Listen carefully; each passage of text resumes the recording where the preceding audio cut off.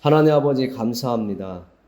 하나님께서 오늘도 저희에게 주신 말씀을 받아 먹을 때에 하나님의 영이 우리와 함께 하셔서 하나님의 말씀을 듣고 마음에 담을 수 있도록 도와주시고 또 말씀이 깨달아질 수 있도록 성령 하나님께서 도와주시기를 원합니다. 울리는 꽹과리가 되지 아니하고 울리는 북소리가 아니라 우리의 마음을 하나님의 말씀이 깨닫게 하시고 울리게 하여 주시옵소서. 우리는 연약하고 부족합니다. 세상에서 살던 것 가지고 하나님의 말씀을 잣대 삼아 자꾸만 재려고 하고 내가 살아온 것을 가지고 기준을 삼아서 하나님의 말씀을 판단하려고 하는 습성이 있습니다. 우리에게서 그것을 버릴 수 있도록 도와주시옵소서.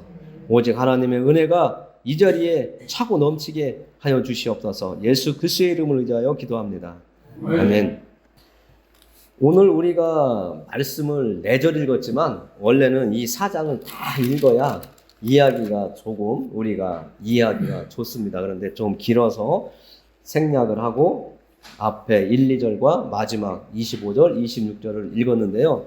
오늘 우리가 마음에 담고 갈 단어는 오늘 26절의 끝부분에 보면 그때의 사람들이 비로소 여호와의 이름을 불렀더라 하는 말씀을 오늘 주제로 삼아서 말씀을 여러분들과 나누게 하나님께서 이끌어 주셨습니다. 저도 말씀을 준비할 때는 제 의지대로 제 생각대로 준비하는 것이 아니라 하나님께 기도하면서 하나님 오늘은 어떤 말씀을 주셔서 나누게 하시겠습니까? 하면서 저도 묵상하면서 말씀을 이렇게 준비를 하거든요. 근데 말씀을 준비하는 동안 하나님께서 이 말씀을 주시는 거예요. 비로소 그때의 사람들이 비로소 여호와의 이름을 불렀더라. 근데 창세기 1장부터 4장까지는 상당히 시간이 흐른 상태거든요. 아담이 에덴 동산에서 살다가 하나님 말씀에 불순종해서 쫓겨나서 아들 가인도 낳고 아벨도 낳고 한참 살았던 후에 사람들이 이제서야 그때가 돼서야 하나님의 이름을 불렀다. 좀 우리가 언뜻 들어도 좀 이해하기가 좀 어려운 거잖아요. 아담이 에덴 동산에 있을 때는 항상 하나님과 대화하는 영적인 하나님과 사람인 아담과 하나님의 형상을 따라서 지음을 받은 아담과 하와는 하나님과 에덴 동산에서 계속 대화를 했거든요. 그런데 지금은 말씀이 우리가 이해하지 못할 정도로 이제서 그때야 하나님의 이름을 불렀다.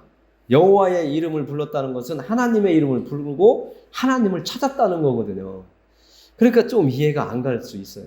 많은 시간, 그러면 그동안은 사람들이 하나님을 찾지 않았을까? 이런 궁금증이 생기는데 그것은 아닐 것 같아요. 많은 사람들이 하나님을 어떻게 부르고 찾고 하나님을 향해서 내가 나아갔을까? 그런 상황이 좀 우리가 생각을 해봐야 될 것 같습니다. 오늘 성경에 보면 아담과 하와가 가인을 낳았고 아벨을 낳았고 또 후에 셋을 낳았고 에노스를 낳았다고 이렇게 이야기를 하는데 우리가 잘 알듯이 아담에게는 가인이라고 하는 첫째 아들이 있었고 둘째 아들 아벨이 있었습니다. 첫째 아들은 우리가 오늘 말씀에서 보듯이 가인의 아우 아벨을 낳았는데 아벨은 양치는 자였고 가인은 농사하는 자였더라 이렇게 말씀을 주시고 있습니다. 그런데 우리가 25절에 보니까 가인이 죽인 아벨 대신에 셋을 또 하나님께서 주셔서 낳았다라고 이렇게 얘기하는데 우리가 잠깐 가인이 아벨을 죽였대요. 그러면 형제 간에 형과 아우 간에 살인극이 일어났던 거거든요. 그 살인극이 일어난 이유는 시기와 질투 때문에 그래요.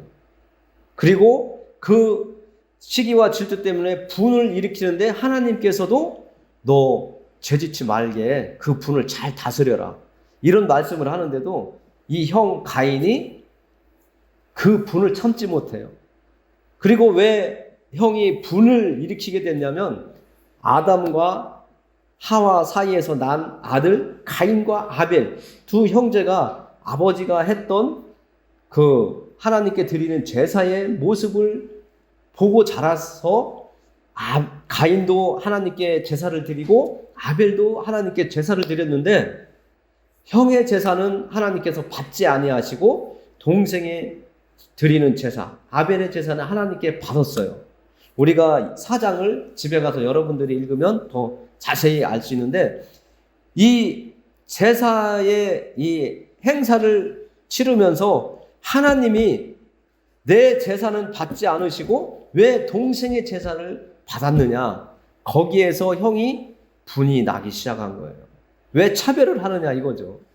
여러분들 가정에서도 형제가 있거나 자매나 이렇게 형제 자매가 섞여 있어도 외아들이나 외딸이 아니라면 둘만 있어도 부모가 누군가 하나를 더 편애하고 사랑하고 더 인정해 주는 것 같으면 우리 아버지는 날마다 나는 미워하고 누구는 동생은 형은 끔찍하게 생각하는 그런 아버지이신 것 같다고 하면서 속에 억울함이 쌓이기 시작하고 그 억울함이 나중에는 분이 화가 나서 나중에 두고 봐라.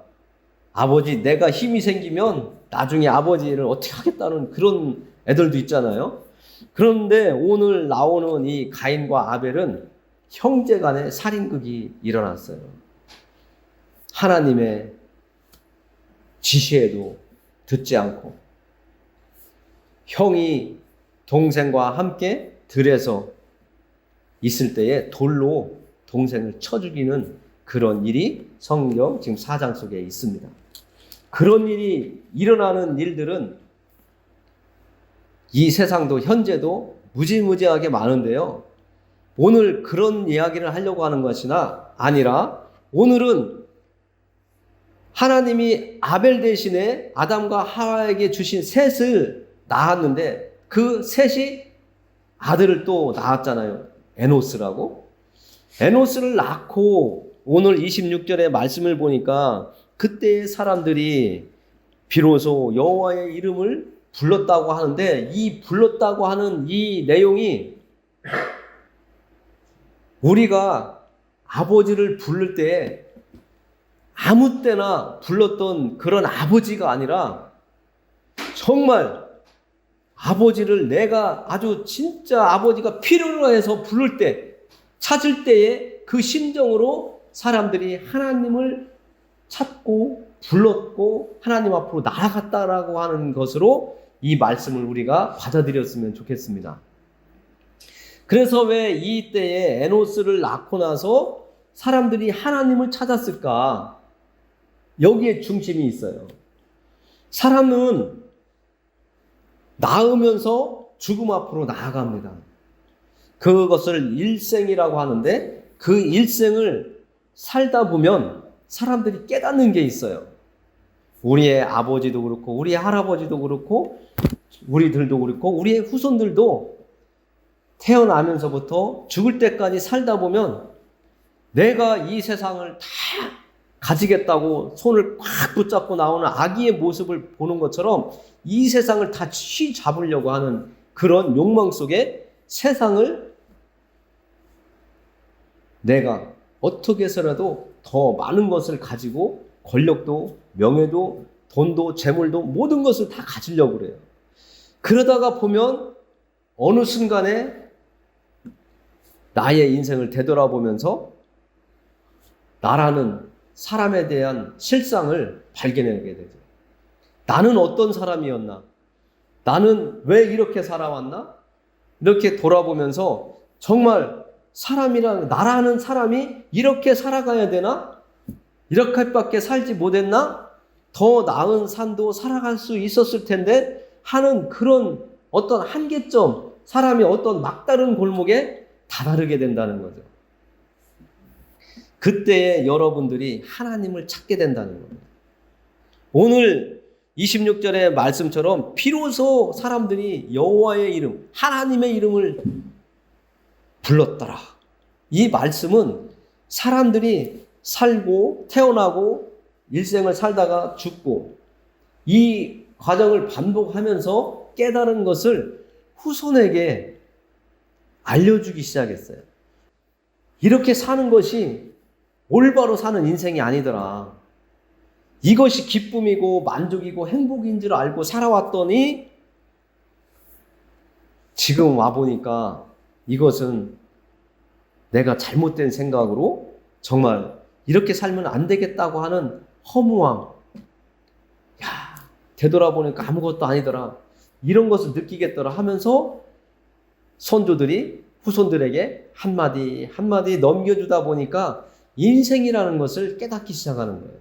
하나님을 떠난 인생의 마지막은 허무하구나. 아무것도 아니구나. 이렇게 느껴지기 시작하면서 후손들에게 선조들이 물려주는 게 있던 거죠. 무엇을 물려줬을까요? 이 사람들이 하나님의 이름을 찾았다. 여호와의 이름을 불렀다라고 하는 것은 우리가 우리 욕망대로, 우리의 욕심대로, 내가 하고자 하는 대로 이 세상을 살아가는 것이 중요한 게 아니라 하나님을 내가 찾고 하나님을 섬기면서 사는 것이 진정한 행복이라고 하는 것을 조금씩 깨닫기 시작했다는 것을 우리는 알 수가 있는 겁니다. 그래서 내가 하나님 앞으로 나오는 것, 내가 예수님을 믿겠노라고 하는 이런 마음이 내 안에서 생기는 그 시간까지 올 수 있는 것은 내가 인생을 살아왔을 때에 어떻게 살아왔나를 내가 발견할 때 내 스스로, 여러분 스스로 하나님이라는 분을 찾게 된다는 거죠. 물에 빠져가지고 다 죽어가니까 아이고 하나님 나 좀 살려주세요. 이게 아니라 진정으로 내 인생을 뭔가 깨닫고 느끼었을 때 내가 이렇게 사는 게 아니라 하나님과 함께 살아가는 그 세계가 진정으로 나에게는 의미가 있고 기쁨이 있고 즐거움이 있고 행복이 나에게 주어지는구나를 깨달아졌을 때 하나님을 부르게 된다는 거예요. 다시 말해서 여러분들 스스로가 발걸음을 하나님 앞으로 향해서 걸어오게 된다는 것이죠. 오늘 그 말씀을 오늘 여러분들과 나누게 하나님께서 주시는 거예요. 계속 반복되는 말씀이지만 교회에서 선포되는 하나님의 말씀은 계속 되풀이해요. 어제 말씀, 오늘 또 내일. 그러나 제가 전할 때도 그렇고 여러분들이 들을 때도 그렇고요. 깨닫는 게 달라요. 여러분들이 소설책을 읽어도 처음 읽을 때, 2번 읽을 때, 10번 읽을 때 느낌이 다 달라지는 것처럼 하나님의 말씀을 어제 들은 말씀 오늘 또 하나 해도 하나님께서 깨닫게 하는 거, 느끼게 하는 걸 다르게 우리에게 주시거든요. 오늘 여러분들이 하나님 앞에 나왔습니다. 하나님은 눈에 보이시지 않으시지만 오늘 이 자리에 말씀으로 여러분들을 찾아오신 거예요. 그 말씀을 저를 통해서 주시고 계시고 여러분들이 하나님의 말씀이라고 느껴졌을 때에 여러분들의 삶에는 변화가 시작되는 겁니다. 여러분들이 하나님이 어디 있어? 우리가 교동문 읽을 때도 하나님이 없다고 하는 그 사람들의 무리 중에 살았었지만 하나님의 말씀을 듣고 예수님의 말씀을 듣다 보면 정말 하나님은 눈에 보이지 않으시는 분이시지만 정말 계신 것 같다. 그러다가 계신다라고 이렇게 변하게 되어 있습니다. 하나님은 우리를 바꿔 가시기 때문에 그렇습니다. 이제까지 세상에서 내가 살아온 그 삶은 가인과 같은 거예요. 내 욕망대로. 내가 하나님께 제사를 드렸는데 하나님이 안 받으셨네? 그럼 속에서 화가 확 올라오는 거예요. 동생 건 제사를 받으시고 내 건 왜 안 받는 거야? 막 분이 올라가지고 하나님의 말씀도 우리도 그렇잖아요. 화가 막 났을 때는 아버지 어머니가 아무리 얘기해도 친구들이 뭐라고 해도 귀에 들어오지도 않고 마음에 와 닿지도 않는 것처럼 내가 어떻게 조절을 못하는 그런 상태가 돼버리니까 가인이 동생도 죽이는 이런 일이 일어났는데 우리가 하나님 앞에 나오는 것도 내 의지가 아니에요. 하나님이 나에게 깨달을 수 있는 시간을 계속 주시기 때문에 깨달음의 그 시간이 나와 불꽃이 탁 부딪혔을 때 콘센트를 가지고 가전제품을 전기 콘센트에 꽂아야 전자제품이 가동되는 것처럼 우리가 하나님의 말씀 내 앞에 딱 와서 내 마음에 이렇게 와 닿을 때 그제서야 이 사람들이 하나님의 이름을 부른 것처럼 하나님 앞에 와서 하나님의 말씀을 듣기 시작하고 하나님이 어떤 분인가 연구하기 시작해요. 처음에 들으면 아니요 이러다가도 나중에는 정말 하나님의 말씀은 변치 않는 말씀. 하나님은 나를 사랑하시고 나를 지금까지 저버리지 아니하시고 정말 누군가를 통해서 내 부모에게 받은 그 사랑이 하나님의 사랑과 같은 것 같으네. 희생, 정말 대가 없이 주시는 그 부모님의 그 사랑, 헌신, 정말 하나님이 나에게 이제까지 주셨는데 내가 몰랐었는데 부모님의 그 사랑처럼 하나님이 나한테 계속 주고 계셨구나 하는 것을 느끼게 되거든요. 그러면 내가 하나님 감사합니다. 그렇게 깨닫기 시작하면 장 목사님이 얘기하시는 것처럼 나도 모르게 하나님 죄송합니다. 제가 이제까지 하나님이 계속 나를 깨닫고 알게 하시려고 하셨는데 제가 계속 거부하고 밀어내서 깨닫지 못했었는데 오늘에서야 알게 됐습니다 하고 회개의 기도가 마음에 있는 것을 하나님께 올려드릴 수 있는 거예요. 하나님 앞에 내어놓을 수 있는 것이 회개거든요. 그래서 우리는 오늘 이 당시에 살고 있던 사람들이 하나님의 이름을 불렀던 것은 이들이 뭔가 깨닫고 돌이킴이 있었다는 것이죠. 회개의 시간이 있었다는 거예요. 오늘 이 자리에 함께한 여러분들도 오늘 하나님의 말씀을 들으시고 정말 내가 언제 하나님을 찾았었나?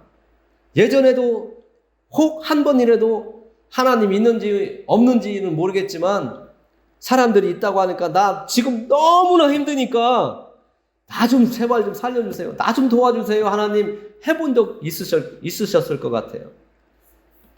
우리는 어려움이 닥쳤을 때에 하나님을 찾게 됩니다. 인생의 한계에 다다랐을 때 그제서야 하나님 앞에 돌아오는 사람들이에요. 그것도 아무나 돌아오느냐? 하나님이 택하여서 계속 오라고 손짓을 받았던 그 사람들이 돌아오는 거예요. 하나님이 아무리 힘들어도 하나님 앞으로 오지 않게 하는 사람도 있어요. 선택받지 못한 사람들. 똑같이 예수님을 믿고 천국 가자고 해도 어떤 한 사람은 교회에 나와서 하나님의 말씀을 듣고 천국에 가는 사람이 있는가 하면 한 사람은 너나 믿어 나는 지금까지 살아온 대로 살 거야 하고 예수 안 믿는 분들이 있잖아요. 그래서 하나님의 이름도 아무나 부르는 게 아닙니다. 내가 나를 낳아주신 아버지를 아버지라고 부를 수 있는 거지 옆집 아이가 나를 낳아주신 아버지한테 아버지라고 못 부르는 것처럼 하나님도 나를 사랑하셔서 창세 전부터 이 우주 만물이 있기 전부터 너는 내가 택했다라고 한 그 택함 받은 사람이 이 자리에 와 앉아 있는 겁니다. 그러니까 여러분들은 무지무지하게 귀하신 분들이에요. 그리고 소중한 거예요. 한 사람이 회개하고 돌아오면 하나님이 얼마나 기뻐하시는지 아십니까? 우리가 누가복음에 보면 15장에 탕자 이야기가 나와요. 그 탕자는 형도 있었고 자기가 둘째인데 아버지한테 가서 아버지 돌아가시면 어차피 유산을 나눠주실 텐데 지금 저한테 주세요 해서 아버지한테 유산을 물려받아요. 그 유산을 받은 그 아들이 며칠 못 돼서 그 모든 것을 팔아서 멀리 아버지의 품을 아버지가 보이지 않는 먼 곳으로 가서 허랑방탕하게 쓰다가 떨거지가 됐다고 성경은 이야기하고 있습니다. 무일푼이 돼버렸어요. 거기에다가 또 그 나라에서 흉년이 들었대요. 흉년이 들다 보니까 이제 먹을 것도 귀해진 거예요. 그래서 이 집 떠난 아들이 돼지 치는 집에 가서 돼지를 치는데 그 돼지에게 주는 열매도 먹고 싶어도 주인 눈치 봐가면서 몰래 먹어야 되니까 너무 힘든 거예요. 그래서 그것도 제대로 못 먹으니까 그제서 어려움에 처하니까 그 아들이 생각을 하기 시작해요. 인생의 한계에 다다르니까 생각을 하기 시작해요. 전에 아버지 밑에 아버지와 형과 같이 살았던 그때를 생각했어요. 그래서 그 아들이 생각하기를 여기서 이렇게 사느니 아버지한테 돌아가서 아버지의 종으로라도 써달라고 해보자 하는 마음으로 돌아가요. 우리가 인생을 살다가 이거 돼봐 저거 돼봐 정말 잘 나가다가 어느 순간에 갑자기 낭떠러지로 떨어지는 게 우리의 인생이에요. 그래서 우리는 거기에서 나라는 사람을 발견하게 되고 사람의 한계를 느끼게 되는 거예요. 아무리 사람이 노력을 해도 한계가 있다는 거예요. 그 이상을 뛰어넘을 수가 없어요. 우리의 믿음도 내가 가지고 있는 경험, 지식으로는 하나님의 말씀을 이해를 못하는 거예요. 하나님의 말씀은 하나님이 깨달아질 수 있도록 하나님의 영이 우리를 도우셔야 하나님의 말씀이 깨달아지고 믿어지기 시작하는 거예요. 여러분들이 이제 교회에 나오시는 분도 있고 많은 시간 교회에서 말씀을 들어서 깨달아지고 믿어지신 분도 있지만 믿음은 하나님의 말씀을 듣기 시작하면서부터 생기기 시작하는 겁니다.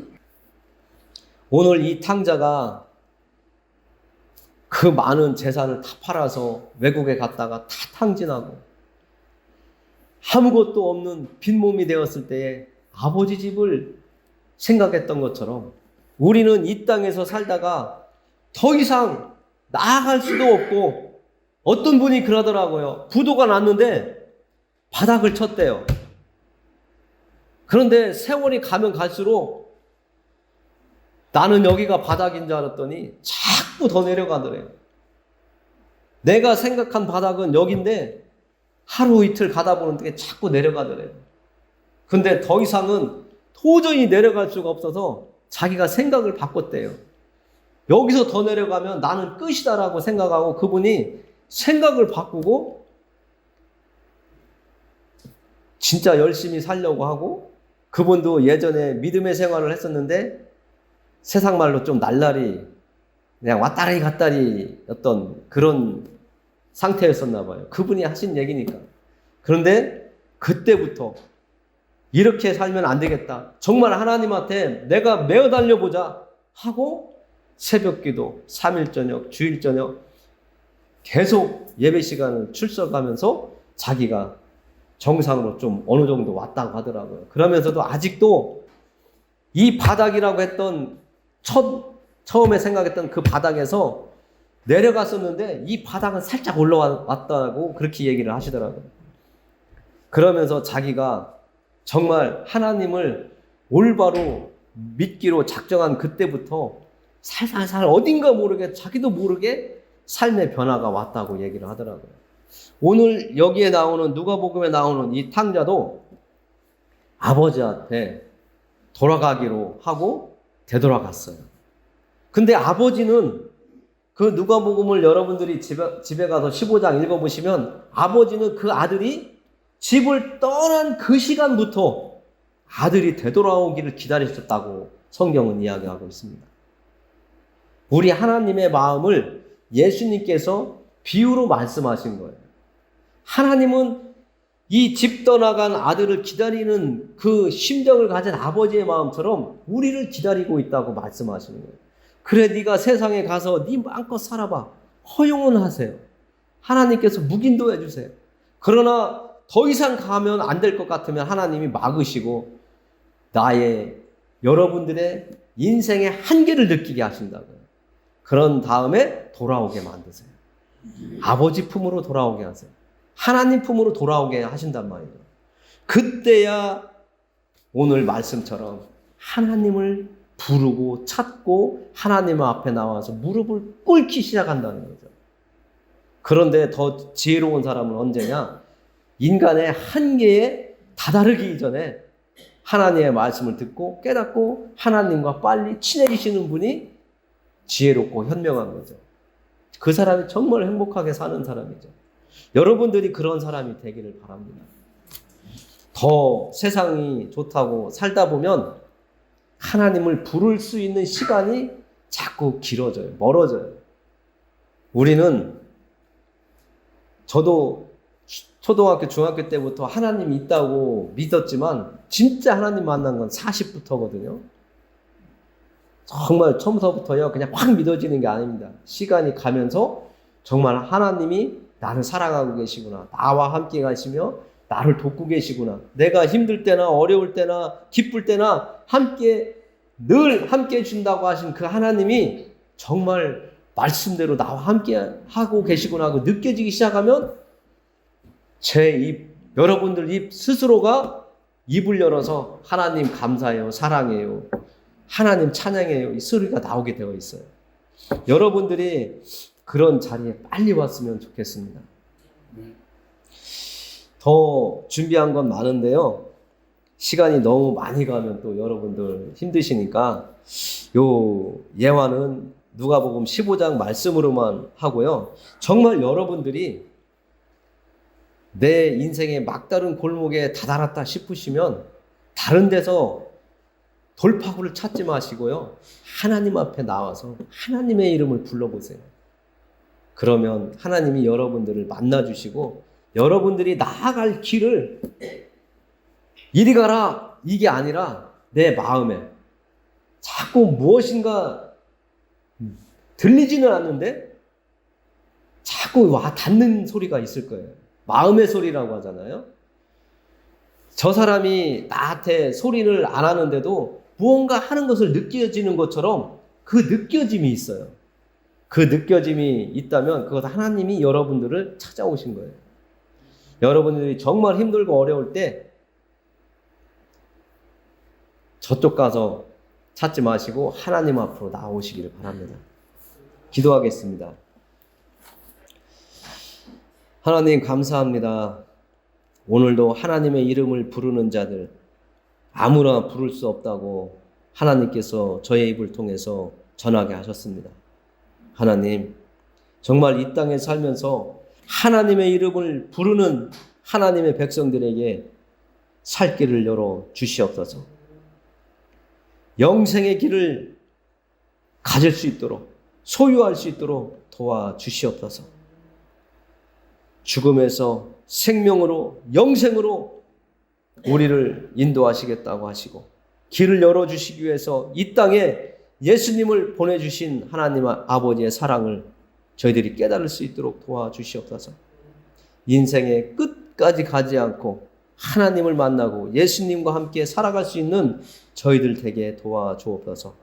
오늘 이 자리에 함께한 하나님의 아들과 딸들에게 하나님의 은총이 차고 넘치게 하나님 내려 주시옵소서.